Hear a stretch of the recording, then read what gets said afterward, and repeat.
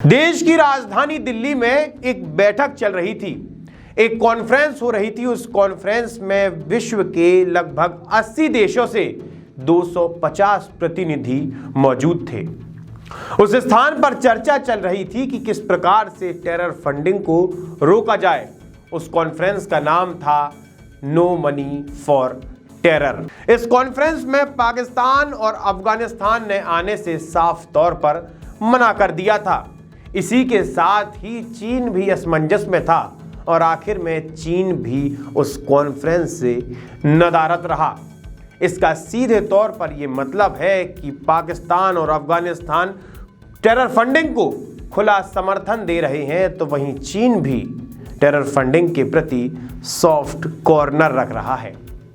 इससे पहले यह कॉन्फ्रेंस 2018 में पेरिस में हुई थी, जिसके बाद 2019 में मेलबर्न और अब 2022 में भारत में इसे आयोजित किया गया है। आयुध की इस खास पेशकश खबरिया को शुरू करते हैं। नमस्कार, मैं आशुतोष भार्गव, आप देख रहे हैं आयुध।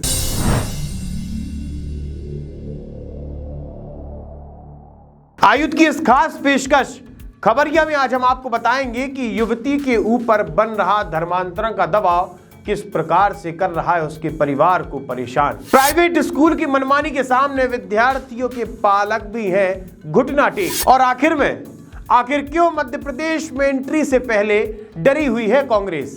आयुध की टीम द्वारा कल आप सभी के सामने एक रिपोर्ट पेश की गई थी।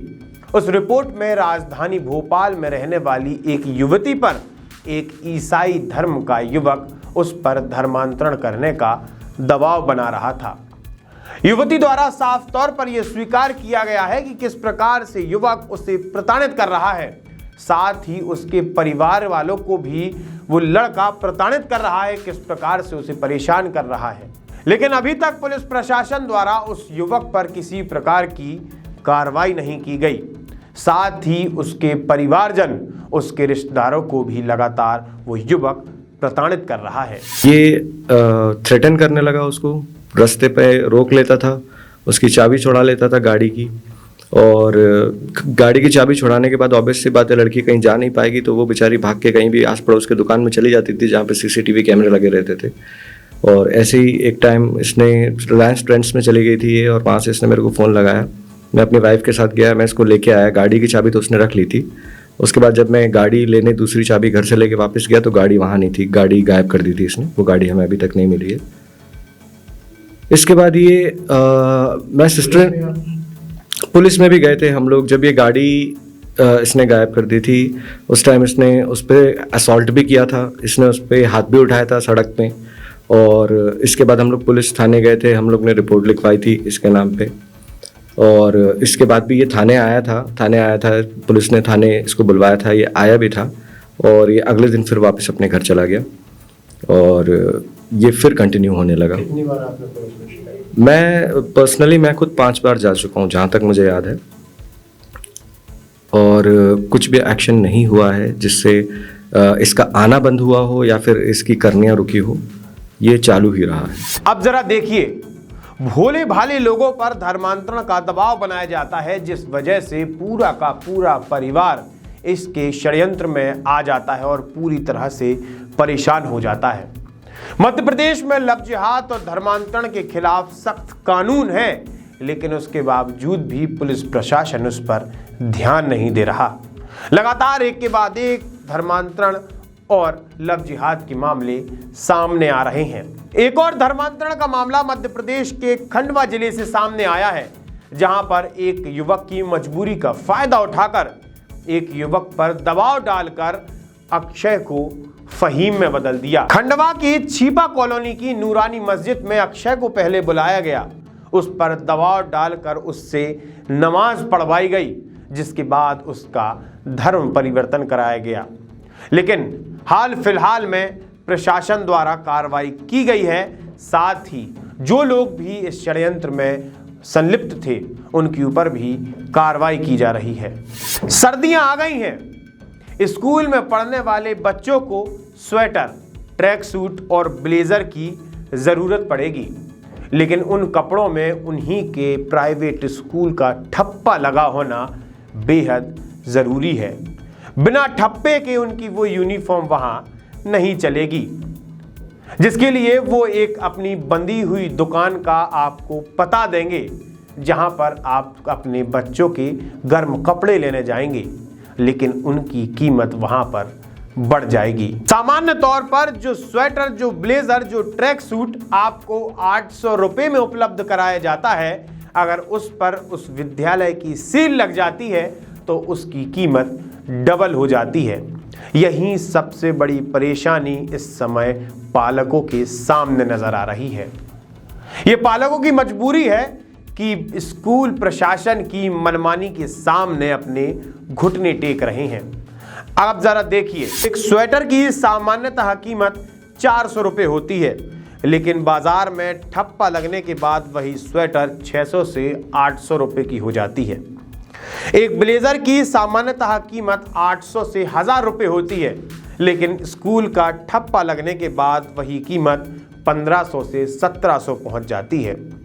एक ट्रैक सूट पूरे एक जोड़ की कीमत लगभग 800 से 900 रुपए होती है, लेकिन जब उसी के प्राइवेट स्कूल का ठप्पा लग जाता है तो वही कीमत 1400 से 1800 तक पहुंच जाती है।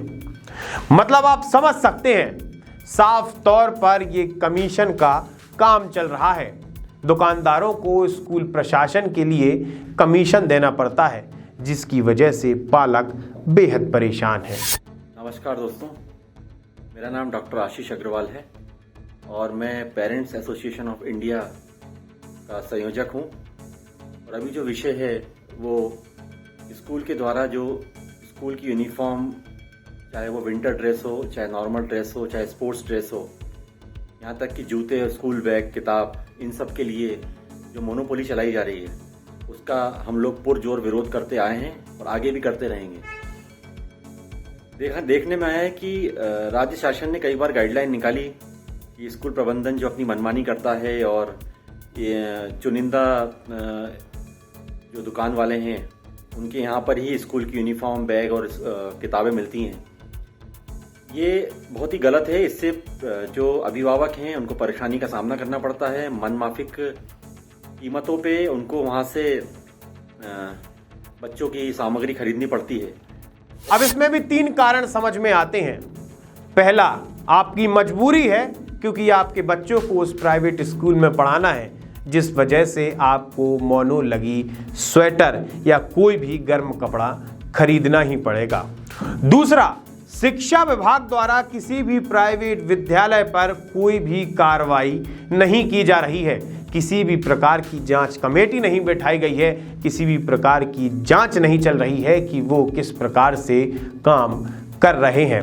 और तीसरी चीज, आपके बच्चे को उसके प्राइवेट स्कूल के मोनो लगे हुए कपड़े पहनना अनिवार्य है।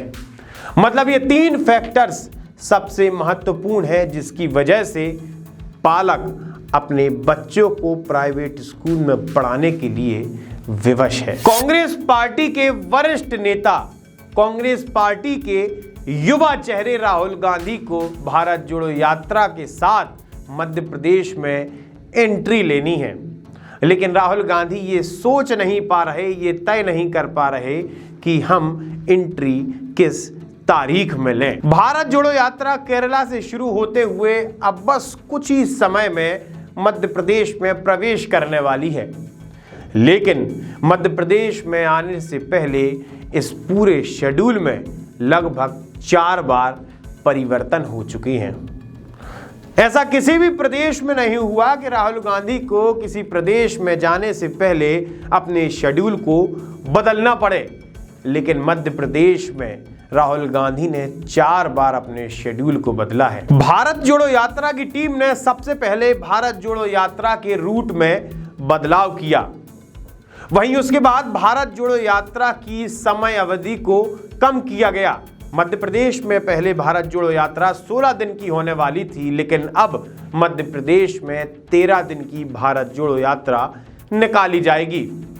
जिसके बाद भारत जोड़ो यात्रा की टीम ने एक और बदलाव किया। वो बदलाव था तारीख का, कि 20 तारीख को भारत जोड़ो यात्रा मध्य प्रदेश में एंटर करेगी।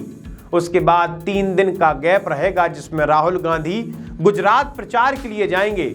उसके बाद राहुल गांधी वापस आकर भारत जोड़ो यात्रा को कंटिन्यू करेंगे। और वहीं अभी चौथा बदलाव आ चुका है, उसे आखिरी बदलाव नहीं कहेंगे। चौथा बदलाव ये है कि अब ये निर्णय लिया गया है कि सीधा मध्य प्रदेश में 23 तारीख को भारत जोड़ो यात्रा की एंट्री की जाएगी, जिसके बाद भारतीय जनता पार्टी द्वारा लगातार ये हमले किए जा रहे हैं कि राहुल गांधी के मन में भय है, राहुल गांधी के मन में डर है, जिस वजह से बार बार भारत जोड़ो यात्रा का शेड्यूल मध्य प्रदेश में बदला जा रहा है।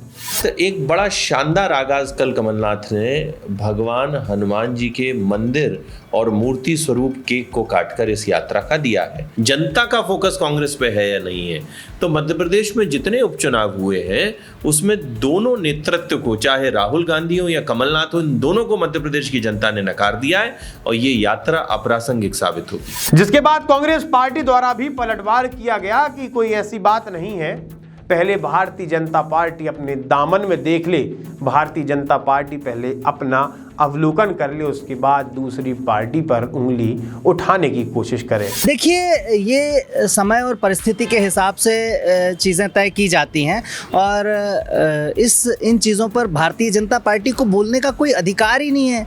उनके अपने घर में शिवराज, महाराज, नाराज और लफाज जैसे कई गुटों में बटी हुई है भारतीय जनता पार्टी, और हर जगह इनकी असफलताओं का जो है चीख चीख कर चिल्ला रही हैं। जैसे कारम बांध इनके भ्रष्टाचार का स्मारक है, बेरोजगारों का रेला जो है वो इंदौर से भोपाल तक कभी भी आकर चल देता है। देखिए, अभी तक 4 संशोधन हो चुके हैं मध्य प्रदेश की भारत जोड़ो यात्रा में।